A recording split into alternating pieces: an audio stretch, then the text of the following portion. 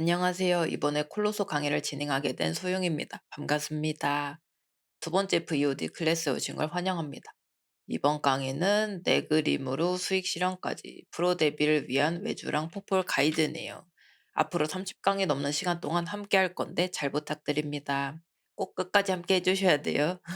오늘은 오리엔테이션으로 강의에 대한 간략한 설명이랑 제 소개하는 시간을 가지려고 해요. 그래서 오리엔테이션이니까 라디오 느낌으로 편하게 들어주시면 될 것 같습니다. 오늘부터 공부해야지 보다는 저랑 강의에 대해서 천천히 파악하는 느낌으로 들어주시면 될 것 같아요.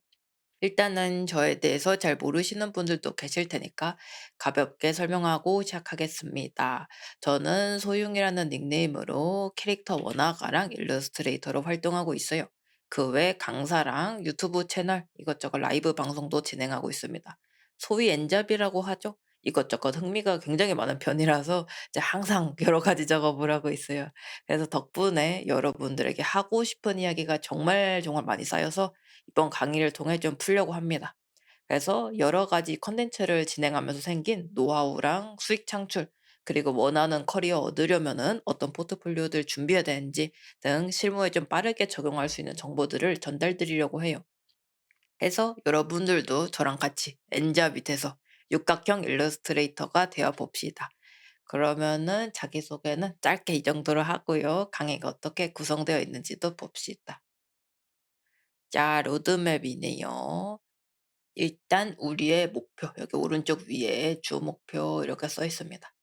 프로 데뷔를 위한 일러스트 업계별 외주 진행 전략이랑 포폴 완성 이렇게 써 있네요. 우리가 낭만도 정말 중요하지만 그림으로 생계를 유지하고 싶은 조금 더 상업성을 추구해 보기 위해 다들 이 강의에 와주셨죠. 그러니 이번 강의 통해서 다양한 업계 전략 배우고 포트폴리오를 더 튼튼하게 만들어 봅시다.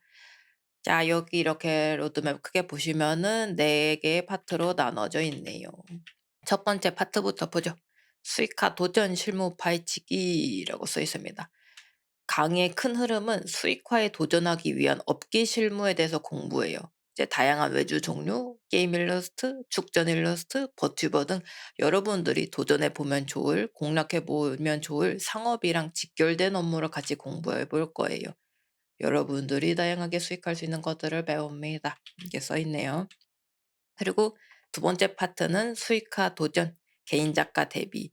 여기서는 동인 행사나 강의, 커미션 등 반드시 외주랑 회사랑만은 직결되지 않은 개인 작가로서의 성장에 대한 강의가 진행될 거예요. 이제 자기 PR이나 개인 브랜딩에 대한 내용도 준비되어 있습니다.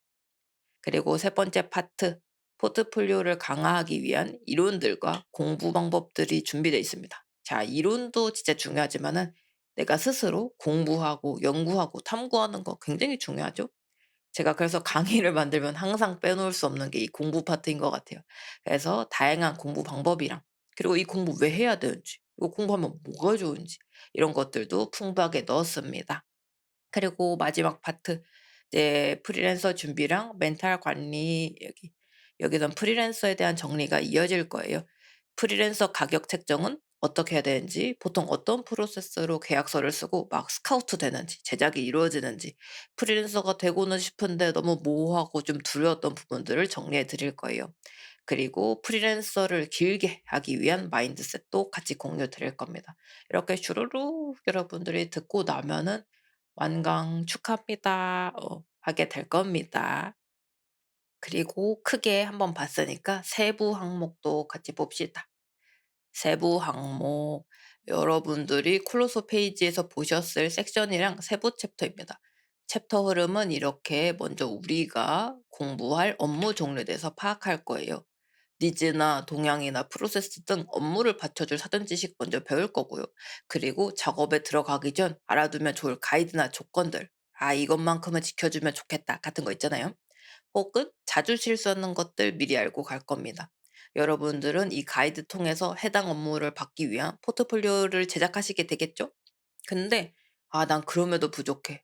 그래도 불안해." 하시면은 이 마지막에 있는 추천 공부법을 통해서 더더욱 포트폴리오랑 실력 업그레이드 해 주시면은 좋겠죠? 어 근데 이 파트에서 "아파트는 가이드가 긴데 뒤로 갈수록 줄어드네요." 이런 게 딱 이제 보이실 겁니다. 왜 그러냐면은 공통되는 기초 이론들이 뒤로 갈수록 생략이 된 거예요. 때문에 '나 캐릭터 스탠딩 일러스트에 관심 없는데.' 싶어도 일단은 들어 주시는 거를 추천드려요. 반드시 '이거 강의 들었으니까 이 퍼플 만들어야 돼.' 이런 게 아니거든요. 그래서 아직 흥미가 없어도 가볍게 들어 주시고 '나 이 외주에 도전해 볼까?' 이런 생각 드시면은 진지하게 다시 들어 주시면 좋겠죠.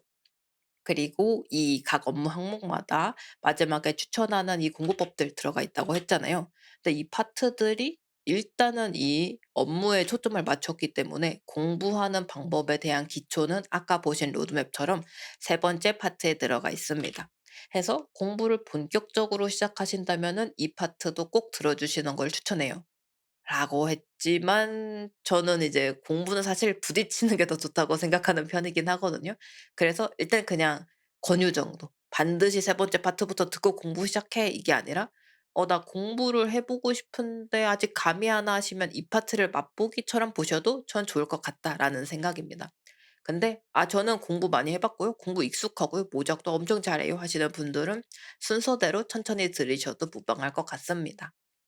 해서 요 작은 단락들은 이렇게 이해해 주시면은 문제 없을 것 같습니다.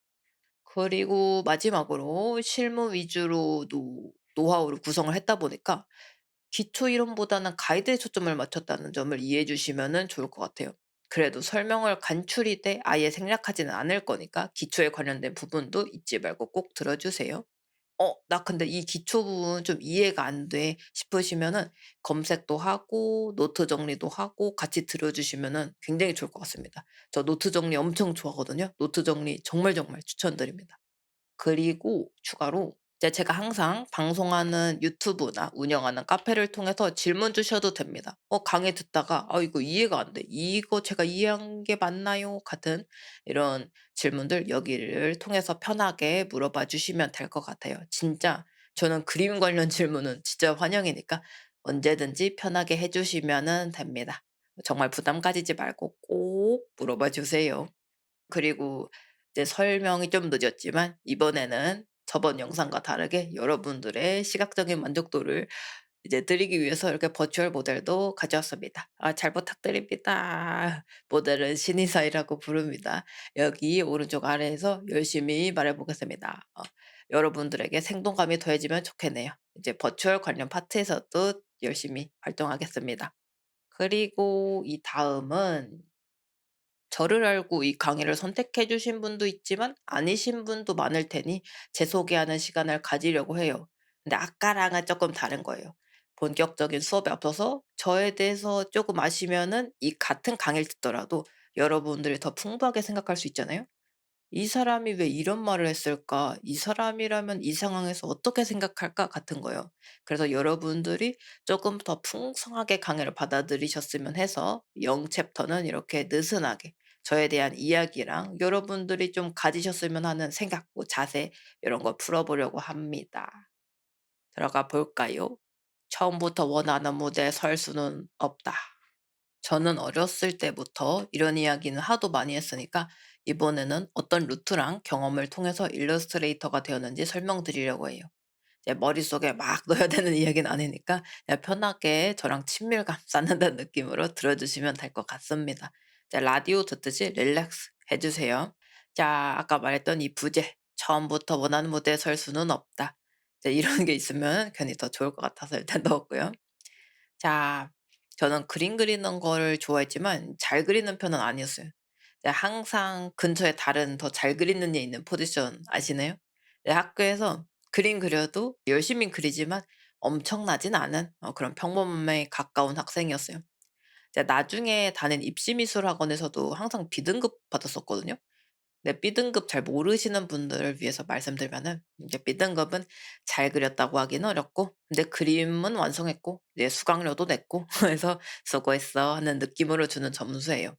해서 저는 지금도 제가 일러스트레이터로 살아남은 게 기적이라고 생각합니다. 항상 B등급 같은 느낌으로 그림을 평가당하고 살았거든요. '쟤는 열심히는 그리는데 그림은 뭔가 더 잘 그리지.' 같은 이야기 굉장히 많이 들었습니다. 그렇게 이제 애매한 실력으로 입시를 치렀더니 두둥 당연히 대입지망 대학교는 다 떨어졌습니다. 예, 사실 당연한 결과였어요. 학원에서도 A 플러스 받는 애들이 거의 붙거든요. 예, 하지만 다 떨어져도 어른들이 "아 졸업장은 있어야지. 너 어디 가서 먹고 살려면 졸업장은 있어야 돼."라는 말에 일단 관련된 학과에 있는 곳에 갔지만 과가 제 생각보다 너무 달라 가지고 적응을 잘 못했어요. 해서 1년 만에 나오게 됐습니다. 그래서 그렇게 대학교를 그만두고 아르바이트 하기로 했어요. 이제 아르바이트하면서 개인 시집 과외를 받았는데 이제 학원도 쪼끔 다녔습니다. 근데 학원비가 이때 한 달에 70만 원이어 가지고 도저히 아르바이트하면서 다닐 금액이 안 되더라고요. 그래 가지고 이제 학원 쪼끔 다니다가 그만두고 쪼끔 더 싼 거 없나 찾아보다가 CG 과외를 찾았거든요. 다행히도 이때 친절한 선생님을 만나 가지고 기초에 대해서 포토샵에 대해서 이제 이것저것 배울 수 있었어요. 그렇게 1년 정도 아르바이트하면서 시집 과외를 차근차근 받을 수 있었습니다. '아 그냥 알바로 돈 벌면서 학원 다녀서 공부할래.' 이때 이제 학원 강사로 근무하면서 밤 11 시까지 근무하고 새벽 주말에 그림을 그렸던 기억이 나네요. 이제 알바하면서 공부 시작했죠. 이때 이렇게 그렸다가 1년 정도 가입받고 많이 바뀌었네요. 선생님한테 이제 "한 장이라도 더 피드백 받아야지." 하고 막 밤새도록 막 일 주일에 한 번씩 검사해 주시는데 4 장씩 그려 갔던 기억이 나요. 그렇게 한 1년 정도 배워갈 때쯤에 운이 좋게 이제 되게 이르게 취업을 했어요. 이제 혹시나 오해하실까 봐 강조해서 말하자면은 정말로 잘 그리지 않았어요. 이때도 공부를 진짜 안 했어. 크로키도 안 하고 모작도 안 하고 그냥 멋대로 그냥 '캐릭터 디자인 좋아.' 이렇게 그렸어요. 그래서 제 분수에 맞지 않는 직책이었습니다.